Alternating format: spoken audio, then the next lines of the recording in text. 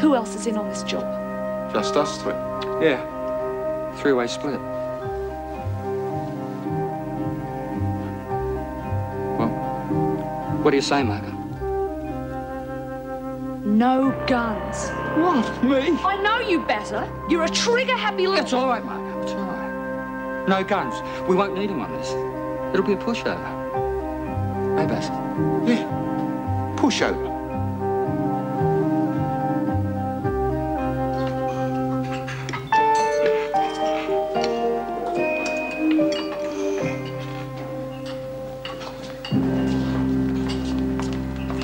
Put that cigarette out, Mouse. Oh, yeah, sure, Mr. Fletcher.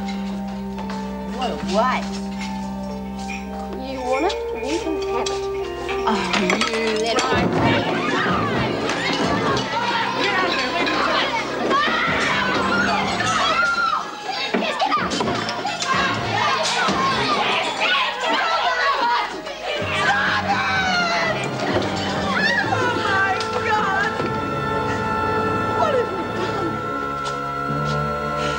Are you satisfied now? Are you?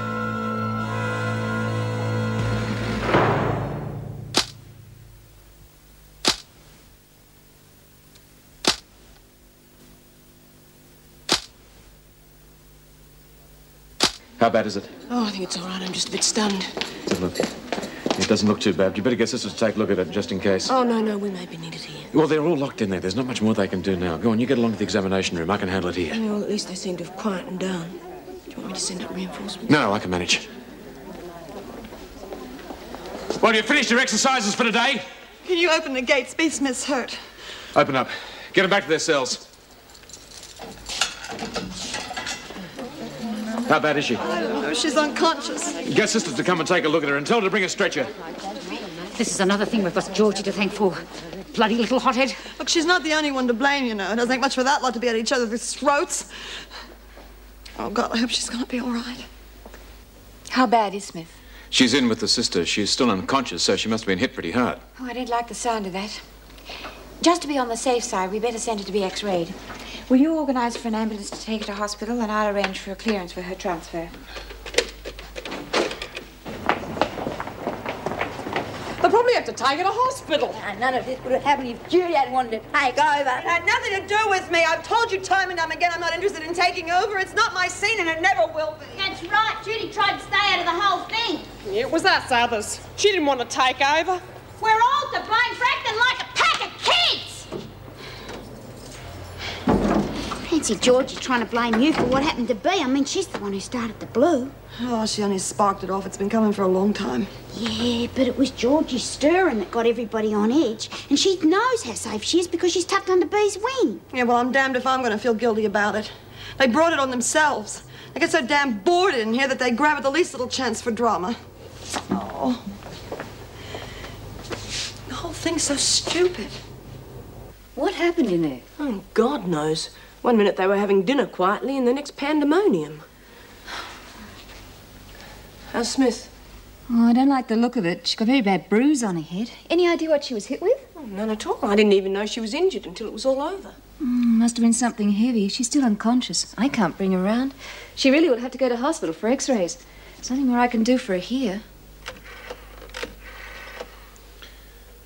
Bill, I thought I'd better warn you to expect an ambulance at the front gate in a couple of minutes. No, mate, one of the inmates. Yeah, and there'll be a police escort arriving too. Yeah, lots of excitement, but who needs it, eh? I'll be in the examination room. Oh, Mr. Fletcher, have you rung for the ambulance yet? Yes, and the police escort's on the way too. Well, I'm afraid they'll all have to wait for quite a while. Wait, why? I've been on to the department, and because of Smith's record of attempted escapes, they will not sanction her transfer to the hospital. But the woman's unconscious. I mean, she could have concussion, brain damage, anything. Well, I'm afraid there's nothing I can do about it at the moment without the department's official approval. But that's crazy. Look, I've been trying to get Ted Douglas because I know he will arrange it. But his secretary said he's just left for an appointment and can't be contacted for quite some time. And in the meantime, what? Look, what if I go with Smith? Well, it won't make any difference. She cannot leave Wentworth without the official approval.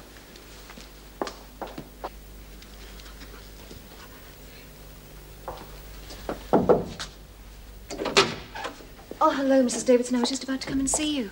Well, what's the situation? Not too good. As you can see, she's still unconscious. She must have been hit very hard. I really would recommend she be taken to hospital for x-rays. Well, there's an ambulance on the way, but the department, in their great wisdom, has decided she can't be moved in case she knocks out the driver and escapes. Well, I'm afraid I can't take responsibility for what will happen to her if she doesn't go. Oh, now take it easy. A bad bump on the head. Now, you're in the examination room. How are you feeling? Like I've been hit by a truck. We're arranging for you to go to hospital for treatment and x-ray. No, bother, I don't need any treatment. I'm afraid it's not up to you. It's our responsibility to make sure you get the necessary medical treatment. Listen, no, I don't want any treatment. I don't want doctors poring over me. It's for your own good, Smith. The sister's worried that you might have concussion or something even worse. You really should go, just to be on the safe side. No, I know how I'm feeling. I don't need any x-rays. I'm not going. Very well, Smith. If you're determined not to go, I must insist that you sign a declaration stating that you refuse to accept the prescribed medical treatment. Yeah, I'll sign it. Mr. Fletcher, would you cancel the ambulance and police escort, please? When can I go back? That depends on Sister Johnson. Well, I'd certainly like to keep her under observation till tomorrow morning. Very well. You behave yourself, Smith. I will, Mrs. Davidson. The rest will do me good. I'm liable to need it.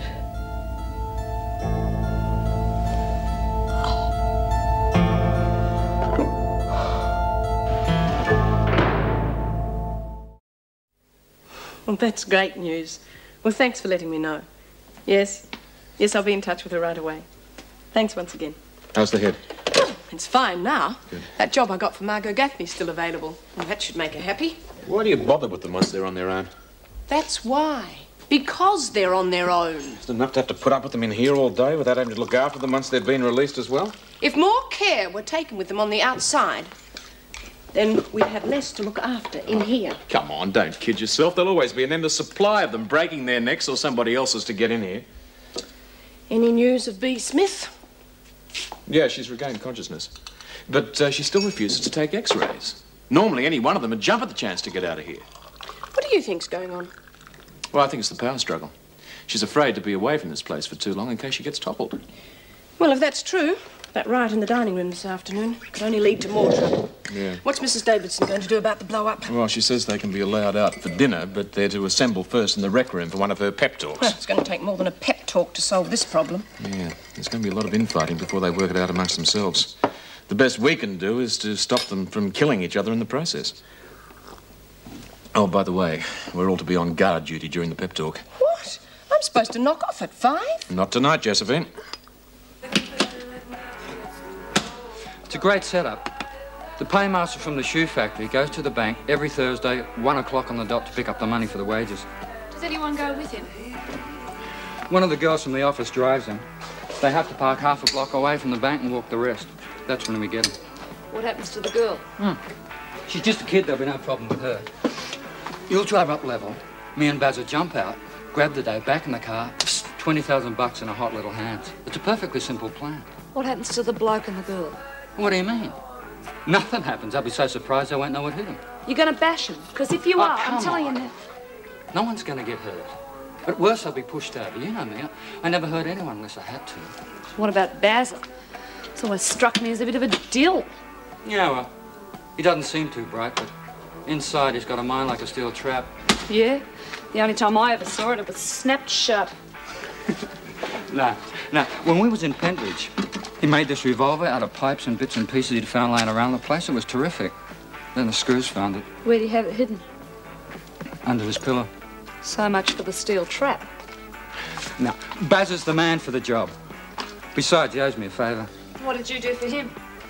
I covered up for him when they found the pistol. How? I told the screws I saw one of the guys planting it under his pillow. You lagged? Well, the little poofter deserved it. He was cheating on his regular boyfriend. Now, don't worry about Basil. He's, level-headed. I think the word you're searching for is flat. These hurt bad because of those bastards in the dining room that wish they'd never been born. What you have in mind? Oh, I've got tricks up my sleeves they never heard of.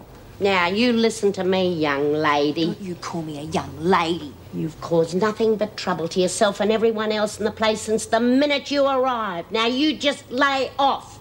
If Bea wants to get back at anybody, she'll do it in her own way, in her own time. Hadn't been for you causing all that trouble, we wouldn't have had any in the first place. Oh, crap! No one tells me what to do. Well, they wouldn't have to if you acted normal. Oh, what's normal? Someone who gets trodden on.